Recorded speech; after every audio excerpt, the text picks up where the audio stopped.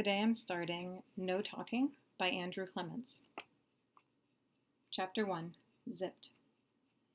Dave Packer was in the middle of his 4th hour of not talking. He was also in the middle of his social studies class on a Monday morning in the middle of November, and Laketon Elementary School was in the middle of a medium-sized town in the middle of New Jersey. There was a reason Dave was in the middle of his 4th hour of not talking, but this isn't the time to tell about that. This is the time to tell what he figured out in the middle of his social studies class. Dave figured out that not talking is extra hard at school. And the reason? Teachers. Because at 11:35, Mrs. Overby clapped her hands and said, "Class, class, quiet down."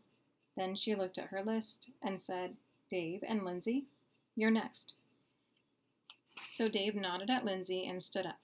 It was time to present their report about India.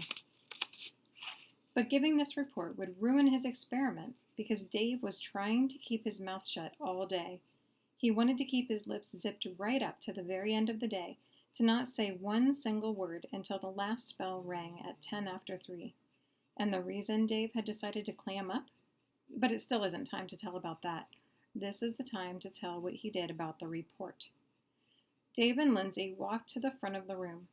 Dave was supposed to begin the presentation by telling about the history of India. He looked down at his index cards, looked up at Mrs. Overby, looked out at the class, and he opened his mouth. But he didn't talk. He coughed. Dave coughed for about 10 seconds. Then he wiped his mouth, looked at the index cards again, looked at Mrs. Overby again, looked at the class again, opened his mouth again, and coughed some more. He coughed and coughed and coughed until his face was bright red and he was all bent over. Lynsey stood there feeling helpless. Dave hadn't told her about his experiment, so all she could do was watch and listen to his horrible coughing. Lynsey's opinion of Dave had never been high, and it sank lower by the second. Mrs. Overby thought she knew what was happening with Dave. She had seen this before.